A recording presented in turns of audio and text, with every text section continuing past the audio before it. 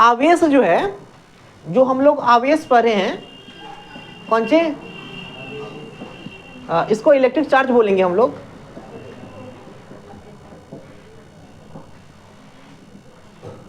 आवेश समझिएगा थोड़ा सा, देखिए गपियाइएगा क्लास में नहीं,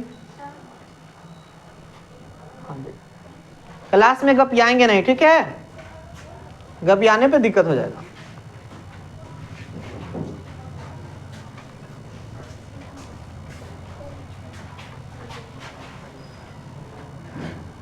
देखें, देखिए आवेश में क्या होता है ना, आवेश का ऐसा ही मात्रा क्या होता है,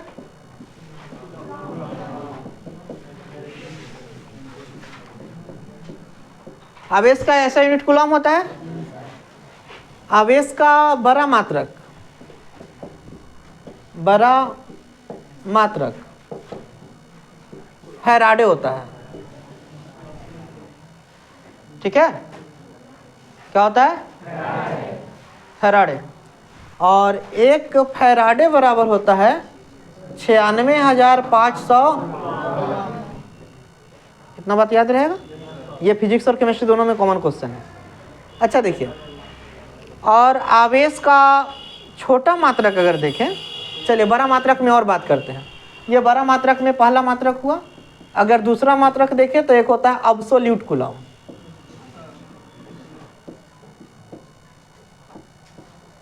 अब्सोल्यूट कूलम, अब्सोल्यूट कूलम को हम लोग AC से सूचित करते हैं, AC, ठीक है। तो आप याद रखिएगा कि एक AC बराबर 10C होता है। एक मतलब हुआ कि एक अब्सोल्यूट कूलम बराबर 10 कूलम, याद रहेगा। चलिए अब अगर देखें छोटा मात्रक, छोटा मात्रक, तो छोटे मात्रक के लिए भी हम बहुत सारा आपको पढ़ा रखे हैं, ठीक है, आवेश का। लेकिन आप एक बात याद रखिए कि स्ट्रैट कूलम को ध्यान में रखिएगा, ठीक है जी, SC लिखते हैं स्ट्रैट कूलम। अच्छा ESU भी कहते हैं, इलेक्ट्रोस्टैट यूनिट। चलिए अगर हम लोग देखें तो आप इसके बारे में समझिएगा कि एक कूलम बराबर होता है 3 गुने स्ट्रैट कूलम, याद रहेगा। एक कूलम बराबर होता है 3 गुने 10 के पावर। अगर आपसे एक स्ट्रैट कूलम बराबर पूछेगा कि कितना होगा कूलम, तो 1/3 गुने 10 के पावर, ठीक है। तो ये बात ध्यान में रखिएगा कि एक कूलम बराबर 3 गुने 10 के पावर 9 स्ट्रैट कूलम होता है। लेकिन अगर स्ट्रैट कूलम में पूछे कि एक स्ट्रैट कूलम बराबर कितना कूलम, तो 1/3 गुने 10 के पावर -9। अच्छा अगर पूछे आपसे कि एक अब्सोल्यूट कूलम में, एक अब्सोल्यूट कूलम बराबर डॉट डॉट स्ट्रैट कूलम, तब क्या कहिएगा, तो लिखिएगा 3 गुने 10 के पावर 10। कैसे, एक अब्सोल्यूट कूलम बराबर 10 कूलम है, तो देखिए एक अब्सोल्यूट कूलम बराबर आप 10 कूलम लिख सकते हैं। हाँ, एक कूलम बराबर कितना होता है स्ट्रैट कूलम, है ना, यानी एक लिख सकते हैं 10 कूलम को लिख सकते हैं 10 गुने 1 कूलम। अब फिर एक चाहिएगा तो लिखिएगा ना 10 गुने 1 कूलम के बदला 3 गुने 10 के पावर 9 स्ट्रैट कूलम। अब देखो ये 3 को लिख दिए यहाँ, आई 10 के पावर 9 गो, आ एगो 10 के पावर 10। समझ में आ रहा बात। तो एक अब्सोल्यूट कूलम बराबर 3 गुने 10 के पावर 10 स्ट्रैट कूलम भी होता है। ये सब बात ध्यान में रहेगा, ये बेसिक में भी हम पढ़ा रखे हैं। तो अगर जरा मन हो वो चाहो तो उतार लो, आवेश के खानदान में रख सकते हो, आना तो छोड़ सकते हो, आपकी मर्जी।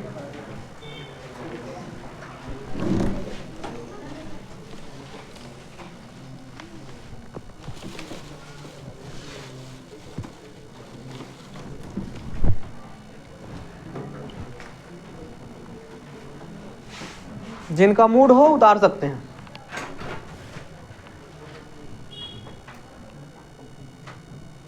बस एग्जाम से आइएगा ना तो एक बार कॉपी देख के आप मुस्कुरा लीजिएगा।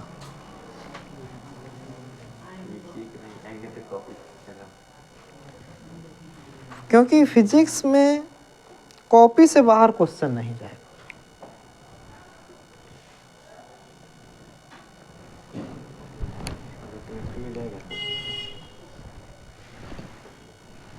उसके बारे में सर बताएंगे।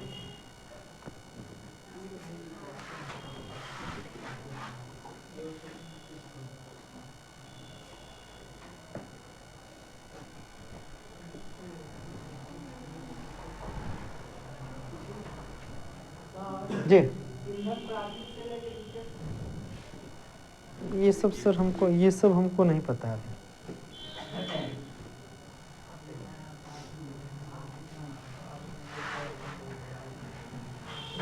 केमिस्ट्री वाले सर से पूछ लीजिएगा।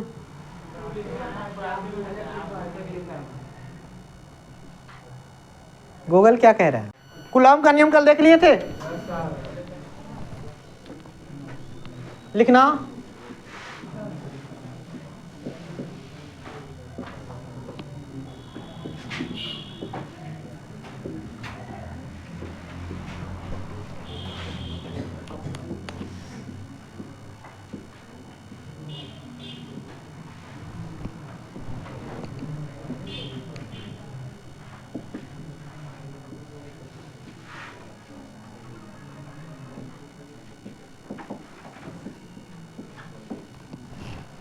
Vector form of Coulomb's law.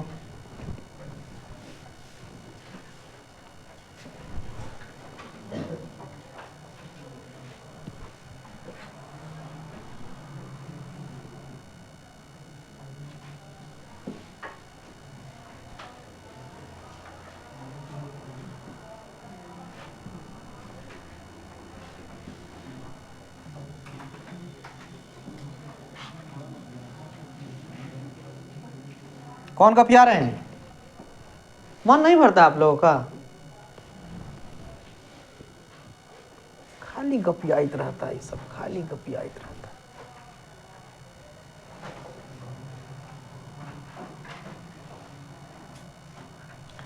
चलिए आपको हम एक नया डिजाइन से बताते हैं। सिंपल सा फिगर बनाते हैं ताकि आपके समझ में कुछ हद तक ज्यादा आए। देखिए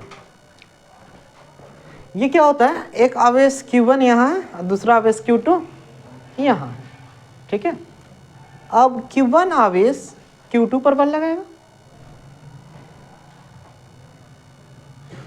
और Q2 आवेश Q1 पर बल लगाएगा, ठीक है। तो देखिए Q1 आवेश द्वारा Q2 पर लगने वाला बल अगर रहेगा तो इसको लिखते हैं R। देखो अगर दूरी यहाँ Q1 से Q2 तक हो तो R12, ठीक है। अगर Q2 से Q1 तक तो क्या लिख सकते हैं 21, इस डायरेक्शन में। समझ में आ रहा है? सबसे पहले तो समझिए यहाँ दो बातें होती हैं। F देखिए सबसे पहले तो यहाँ F12 का मतलब क्या हुआ और F21 का मतलब क्या हुआ। F का मतलब हुआ बल, फोर्स। F का मतलब क्या हुआ? बल। और यहाँ 12 का मतलब क्या हुआ समझिए, पहले आवेश के कारण, सॉरी, पहले आवेश पर दूसरे आवेश के कारण लगने वाला, ठीक है। और E21 का मतलब, हाँ, पहला द्वारा दूसरा पर लगने वाला। समझ रहे हैं ना? तो समझिए यहाँ पे दो बातें होती हैं। सबसे पहले तो हम जानते हैं, first of all we know that according to Coulomb's law F equals to 1/4 pi epsilon nought Q1 into Q2। ये बात क्या आपको पता है? ये कूलॉम का नियम है। लेकिन हमको ये लिखना है क्या? हमको क्या चाहिए? सदिश रूप चाहिए। अब सदिश रूप में वेक्टर फॉर्म में क्या करना है, वेक्टर फॉर्म मतलब डायरेक्शन भी शो करना होता है, ठीक है। तो हम यहाँ चले F12 के लिए, F12 के लिए मतलब समझ रहे हैं,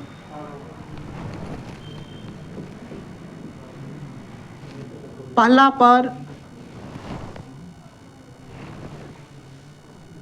पर दूसरा द्वारा लगा बल, और यहाँ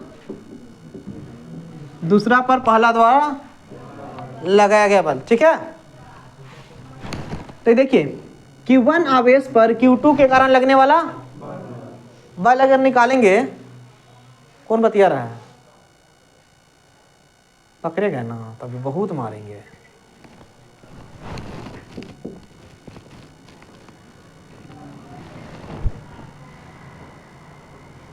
कौन बोल रहा है अभी,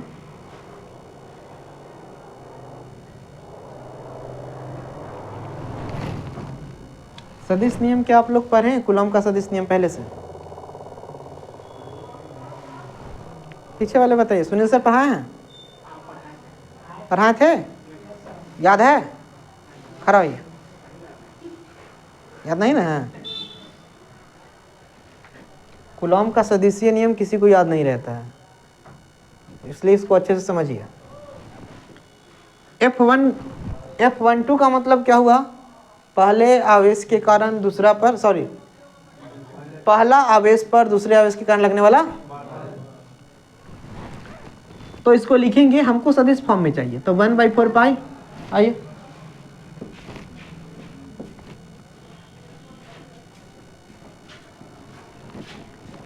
अब देखिए हमको सदिश फॉर्म चाहिए, तो सदिश फॉर्म में यहाँ पर हमको लिखना पड़ेगा, क्या लिखना पड़ेगा, देखो F12 के लिए अगर हम चल रहे हैं तो मेरा यहाँ है,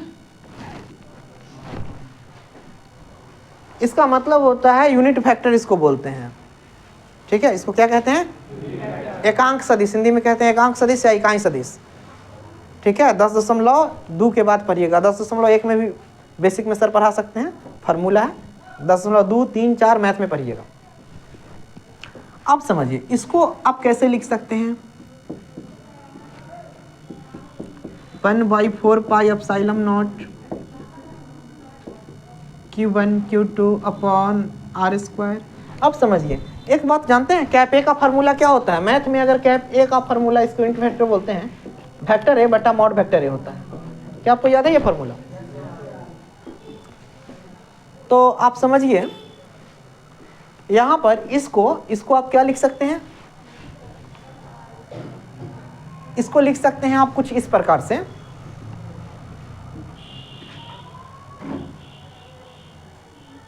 R2 माइनस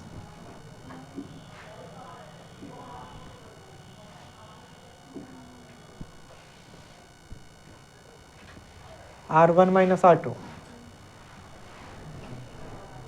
नहीं,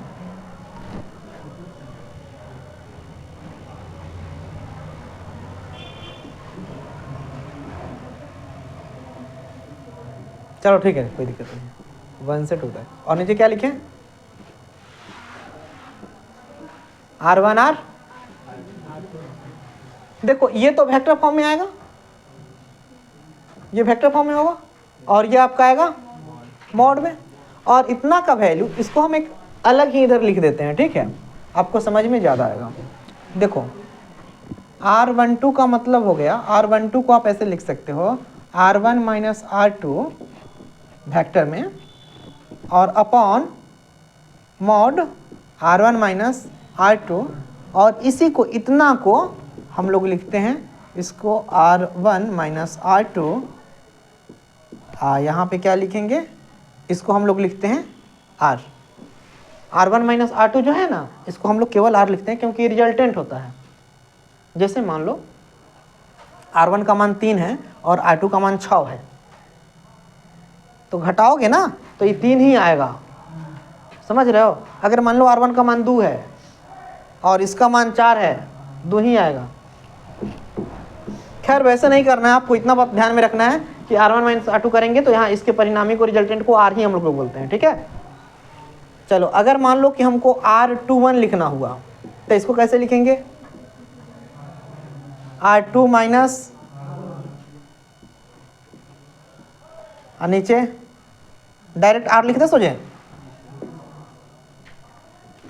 तो चलो इसको अगर हम लोग कह रहे हैं ना, इसको हम लोग करें तो आप ऐसे लिख सकते हो 1/4 पाई एप्सिलॉन नॉट और Q1 इंटू Q2 का मॉड नीचे एक बार R³ लिख रहे हैं, यहाँ से वैल्यू रख देते हैं ना डायरेक्ट, R1 माइनस R2 और नीचे R। तो यहाँ R³ यहाँ आ जाएगा, क्या आ जाएगा बता दो?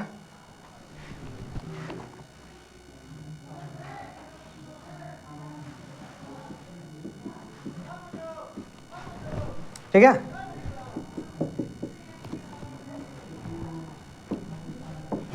अगेन अगर पुनः चलोगे F21 के लिए निकालोगे, F जैसे 1 2 निकालो वैसे 2 1 भी तो निकालोगे। देखना ये थोड़ा समझ में नहीं आता है, पहले हम बता दिए हैं। तो इसको कैसे लिखोगे? R² यहाँ लिखेंगे ना F21 इसके जैसा, फिर इसका ये फार्मूला लगाएंगे, फार्मूला लगाएंगे तो बताओ ये कैसे हो जाएगा? इस प्रकार से आ जाएगा F21 बराबर क्या होगा? 1/4 pi epsilon not into mod Q1 into Q2 नीचे लिख दें R³ into R2 minus R1। समझ रहे हैं? अब देखिए इसको ऑप्शन 2 कर सकते हो, और कभी कभी ये आपका हो गया सदिश नियम, कूलॉम का सदिश नियम इतना लिख के छोड़ सकते हो। लेकिन कभी कभी आपके एग्जाम में कहता है कि कूलॉम का सदिश नियम न्यूटन के तीसरे गति का नियम का पालन करता है, क्यों चाहे कैसे? कहेगा why Coulomb's vector form of Coulomb's law is obey the third law of Newton's या न्यूटन्स थर्ड लॉ। तो बताओ कैसे बताओगे? न्यूटन के तीसरे नियम का पालन कैसे करता है? तो न्यूटन का तीसरा नियम क्या है? प्रत्येक क्रिया के बराबर एवं विपरीत प्रतिक्रिया होती है, याद है ना? एक्शन बराबर रिएक्शन। तो आप समझिए, एक बात समझिएगा कि जब भी सदिश में आइएगा ना, तो सदिश में मैथ वाले सर आपको एक बात और पढ़ाए होंगे। क्या पढ़ाए हैं? कहे होंगे कि बउआ A डॉट B अगर ऐसे है तो एकरा तुम B डॉट A भी आराम से लिख सकते हो, सही बात?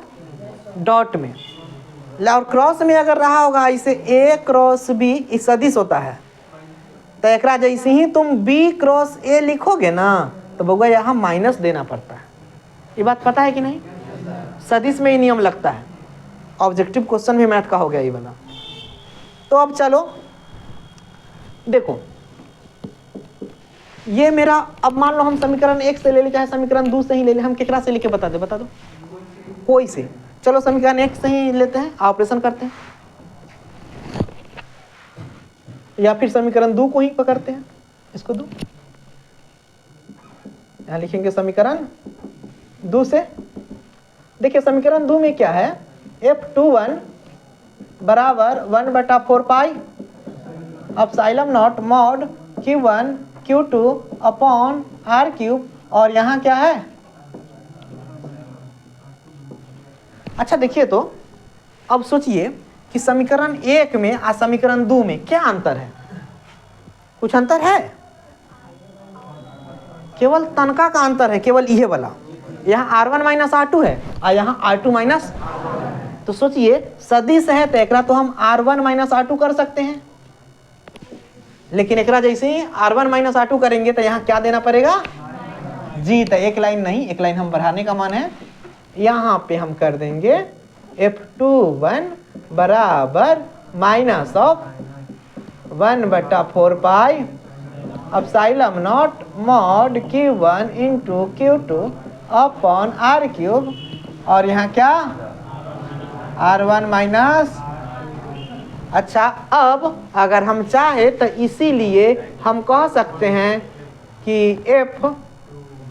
F21 बराबर माइनस ऑफ F12 कह सकते हैं कि नहीं?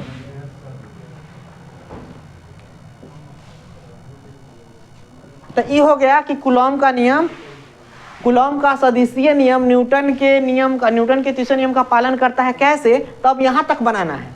और सोझे अगर कहेगा कि कूलॉम के सदिश नियम को बताएं तो आप यहाँ तक भी करके यहाँ तक छोड़ सकते हो। अगर कोई के पास टाइम हो तो आप समीकरण 2 तक बना के छोड़ दीजिएगा, ठीक है। आना तो समीकरण 1 भी यहाँ तक भी बना दीजिएगा, तब भी आपका हो गया कूलॉम का सदिश नियम। कोई दिक्कत? क्या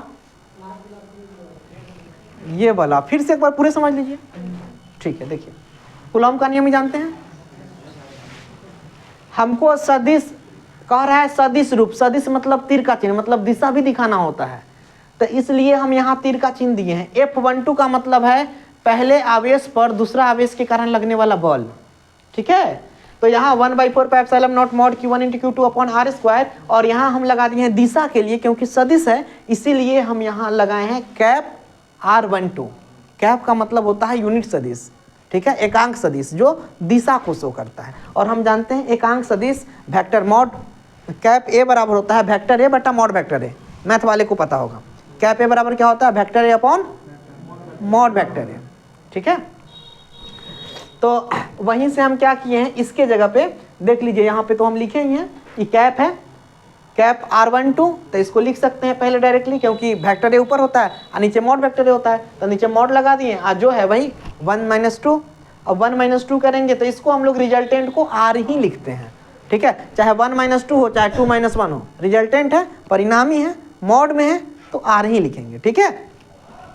यहाँ भी R लिखे हैं, यहाँ भी R लिखे हैं, तो कुछ हम किए नहीं है। देखिए यहाँ पे इसका वैल्यू डायरेक्टली वहां से देखते मार के हम यहाँ रख दिए हैं, ठीक है। क्या रखें, R1 - R2 वेक्टर में, और नीचे R। अब R से इसमें गुना करेंगे तो R³ हो जाएगा, बाद बाकी चीजें तो सेम ही है, तो ये R³ हो गया, और ये ऊपर वाला बचेगा समीकरण 1। नीचे फिर उसी प्रकार करेंगे। अब हमको ई तो निकाल दिए F12, तो अब हमको ये निकालना है ना F21।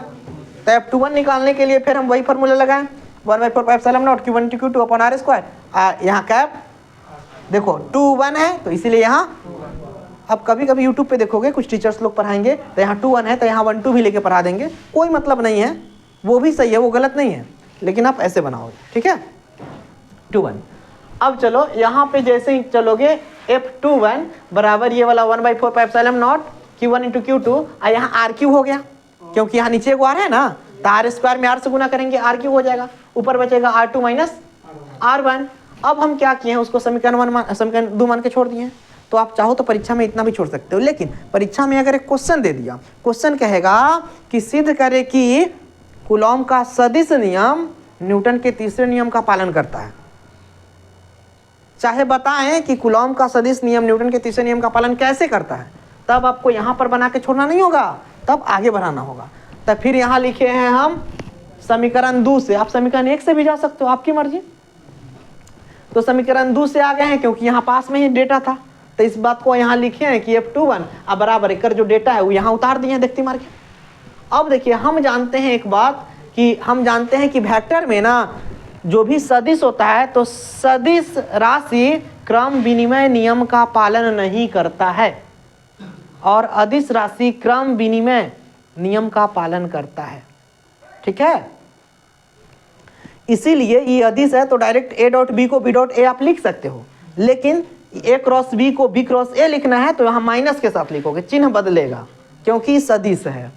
तो इसीलिए यहाँ पे हम क्या किए हैं ना, ये जो 2 1 है इसको अगर हम 1 2 कर देंगे, इसको 1 2 कर देंगे तो समीकरण 1 का ही पूरा मान हो जाएगा। देखो ये वाला है ना, बाद बाकी ई वाला बात तो ए में भी हईते है, खाली ये है ना अंतर है। तो देखिए R21 आते हैं R12, तो इस 2 1 को हम 1 2 करने के लिए क्या करेंगे, माइनस देंगे। ये 2 1 है तो एक 1 को इन्ने किए 2 को इन्ने किए तो माइनस पहले निकल जाएगा, तो वही माइनस यहाँ आ गया है। अब ये माइनसवा के यहाँ लिख दिए हैं, तो ये माइनस जैसे ही मिटा देंगे, बताइए ये कितना के वैल्यू है, समीकरण 1 देख लीजिए, यही तो पूरा वैल्यू है 1 2 का। तो वही बात है, ये माइनस को यहाँ लिख दिए हैं, आई पूरे वैल्यू को लिखे F12, हो गया प्रूफ, क्योंकि प्रत्येक क्रिया के बराबर एवं विपरीत प्रतिक्रिया होता है। न्यूटन का तीसरा नियम यही है। न्यूटन का तीसरा नियम कहता है कि F12 बराबर माइनस ऑफ F21। समझे? तो लिख लीजिए इसको। कहां से लिखिएगा? यहां से लिखिए। ये सब अगर कहीं लिखने का मन है तो रफ में लिख सकते हैं, चाहे बगल में डाल सकते हैं। अदरवाइज यहां से लिखिए, यहां से लिखिए, फिगर बना लीजिएगा, ऊपर से लिखिएगा यहां तक। कूलॉम का सदिश नियम है।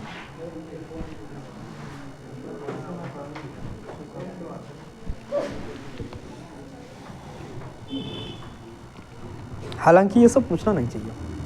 2 माइक्रोकूलॉम 2 माइक्रोकूलॉम charge and 2 microcoulomb charge and 3 microcoulomb of charge is separated with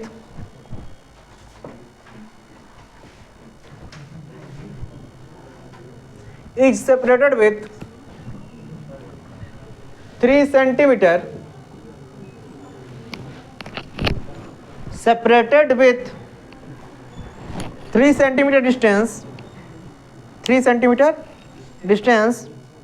then what will be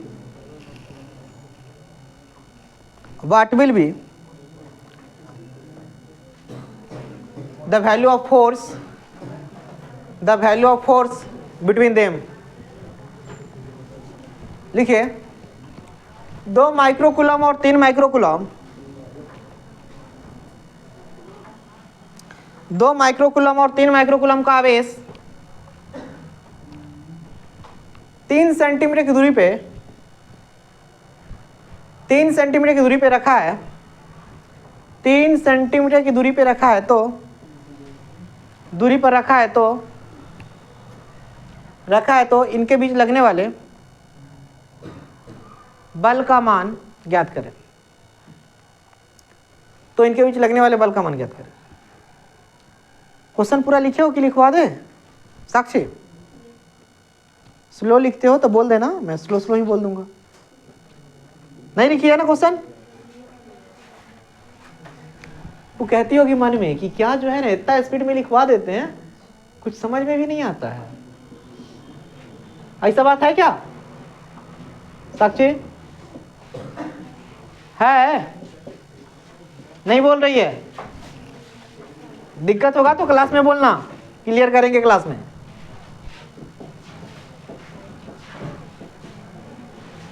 अब वो कब से सोच रही है कि खाली हमरे एगो जो है ना पूरा क्लास में एगो हम ही दिखते हैं। क्या साक्षी, ऐसा मन में सोच रहे हो?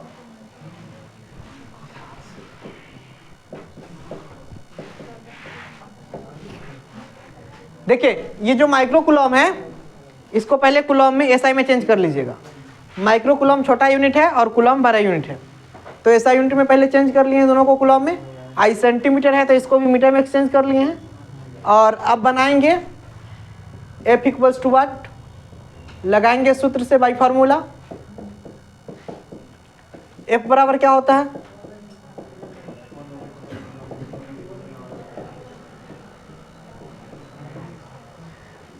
देखिए इसका वैल्यू तो आपको पता है ना, 9 गुने 10 के पावर, और क्या होता है Q1 इंटू Q2 का वैल्यू कितना हो जाएगा? 2 गुने 10 के पावर माइनस गुने नीचे R स्क्वायर ना, तो 3 गुने 10 के पावर माइनस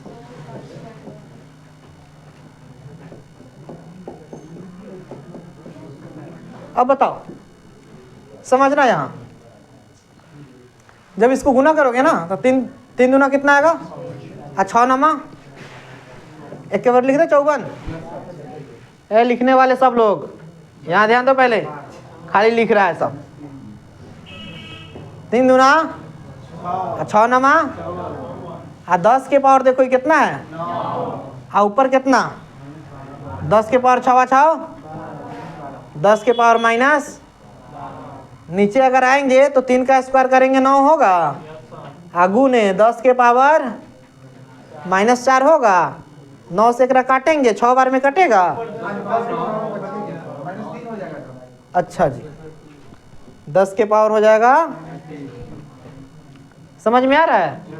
और 9 से 54 घटा, यानी हम ऐसे लिख सकते हैं F बराबर 6 गुने 10,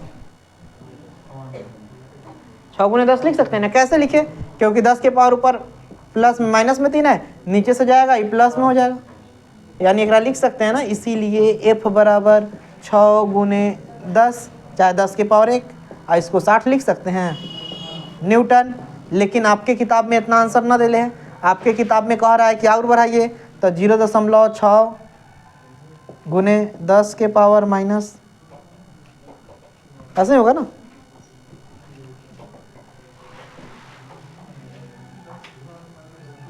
दस के पावर माइनस तो होगा, ठीक है। तो आप इतना भी लिख सकते हो, ठीक है, इतना ही होगा। आप यहां पर भी छोड़ सकते हो, कोई दिक्कत ना है। उतार लो इसको नमिट के लिए।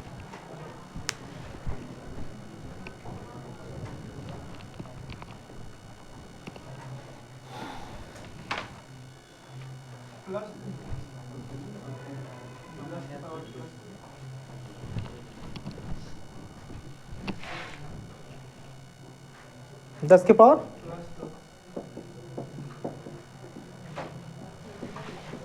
अच्छा जी, ठीक है, ठीक है, ठीक है, प्लस 2 होगा।